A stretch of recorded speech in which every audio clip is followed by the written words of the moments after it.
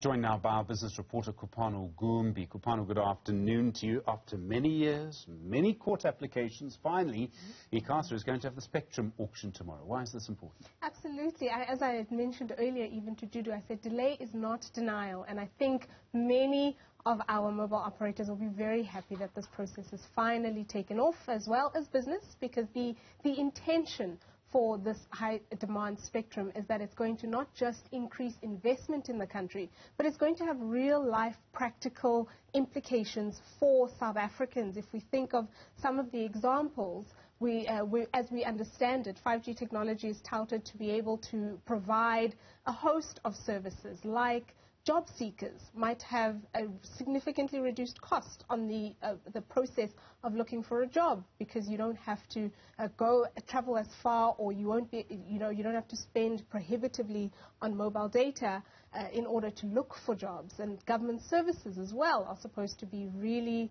benefit significantly from this process. Well, Dr. Modimoeng is going to tell us more.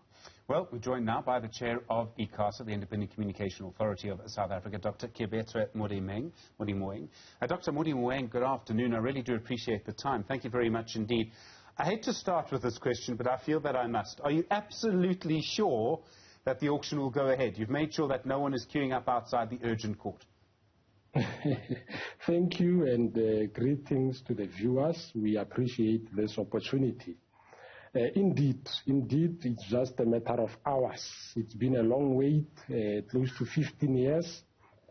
It's a matter of hours. The official spectrum auction in South Africa, the first ever on South African soil, will happen as from tomorrow. We've already conducted a bidder seminar over the past week. All the 6 bidding companies, the 6 infrastructure leading players in our country, where there Vodacom, MTN, Telecom, Rain, Liquid Intelligent Technologies, and CLC. They will be participating in this auction. The auction is finally going ahead. So, Doctor, the challenge that you faced getting to this point, I mean, the myriad challenges you faced getting to this point are well understood. But more than that, the process of what this now means for South Africans, or even the 6 bidders, could you talk us a little bit through that? Thank you. No, indeed, mobile network operators need spectrum to roll out networks, just in a simple way. Without sufficient spectrum, there is, network congestion. They are not able to deliver the best user experience in terms of, the speeds. When we talk about the data connectivity, in terms of, voice clarity, when you talk about voice connection. So it's an important thing that will benefit consumers, and we believe that through this licensing process, it is a critical step towards intervening at the price level, at the cost level. We all know that there is a cry in our country and society about the cost of data, the cost to communicate. Now that we would have increased capacity, the raw network capacity, which is spectrum that mobile operators need, it will then be easier for us as a regulator to then say, now that you have capacity, can you please look into aspects of, increased user experience, the quality of network, wider coverage, so that we connect the unconnected. In our outflung rural areas, we don't have a digital divide. So spectrum licensing becomes very important. Why the auction? We need an auction because it's the most transparent. I've mentioned 6 players. If we were to sit and choose who do we give, who do we leave out?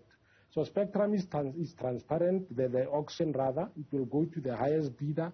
He who needs it the most will pay for it, and of course, those returns will then go into our national kitty to give much needed relief in our economy. So there are also social benefits, social obligations linked to this auction. Whoever will be taking up spectrum tomorrow through bidding knows that they need to connect. I mean, over 500 police stations will be connected.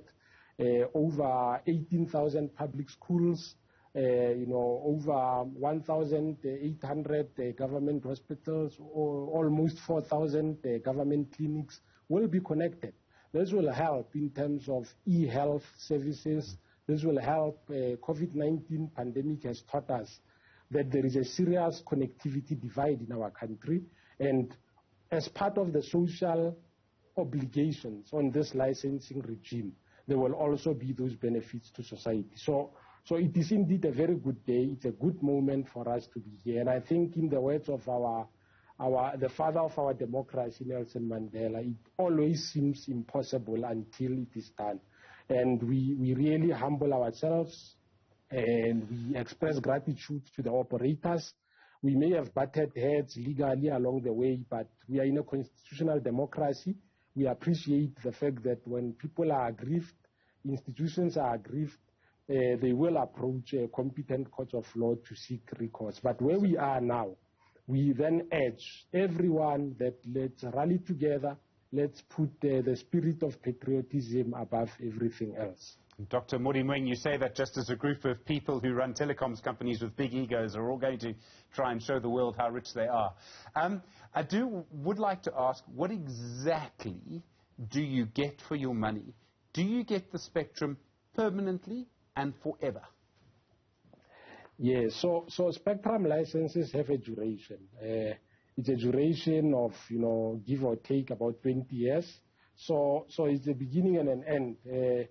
I think South Africans will not be happy with us if we take this very scarce resource of theirs and license it to someone permanently in perpetuity. So it has a lifespan under which the license will then expire, and then there would need to be another process. So this one is a process that will last for about 20 odd years. Dr. Modimoeng, we just want to ask you one last question before we wrap. As you alluded to, this process has not been without its legal challenges. Many of our telecoms companies have come to you to say the process is not necessarily fair or valid. How far are you on that matter, given that it's true, on the lower spectrums, you don't have it yet available to offer them? Thank you. No, indeed, the sub-1 gig spectrum, the digital migration linked spectrum, we have designed the auction in such a way that the licensing can go ahead, and once that digital migration spectrum becomes available, at least we know who it belongs to. So there was a bit of a creative way of working around that. And the minister last week, if I'm not mistaken, issued a gazette announcing that, by end March or so, there will be a complete cut-off. The minister has been busy switching off province by province to free off those sub-1 gig spectrum. Yes, there is an active litigation on the table. There's a court date set for April. And it's important to note that on this current court case, almost all the operators have filed papers in support, or at least opposing the litigant, which is Telkom. So the minister and all other operators are saying, let the process go ahead. So indeed, I think it gives an indication of how much industry, how much society needs this to go ahead. And we will go and defend ourselves in court, but we still appeal and believe that Telkom, as one of the participants in the auction itself, might realize that there is more good in allowing the entire process to go ahead and weigh other options. I mean, we were in Barcelona last week. It was the Mobile World Congress. Regulators, policymakers all over the world congratulated South Africa. It was quite a good moment, that South Africa, you've had many hurdles, but for you to say in the next few days you'll be conducting the first ever spectrum auction in the country is a commendable step. So we are very optimistic, and we will make sure that this outcome of this process benefits society, because we exist to regulate solely in the public interest. Dr. Keabetswe Modimoeng, thank you very much indeed, the Chair of the Independent Communications Authority of South Africa. Important auction happening tomorrow, Kopano. Absolutely, Stephen, and it's going to be not just important for us, but as he mentioned, it's not a cheap auction. It actually costs quite a lot for these companies to have even gotten to this stage. Billions of rands are at stake for everyone. And Indeed. with that, let's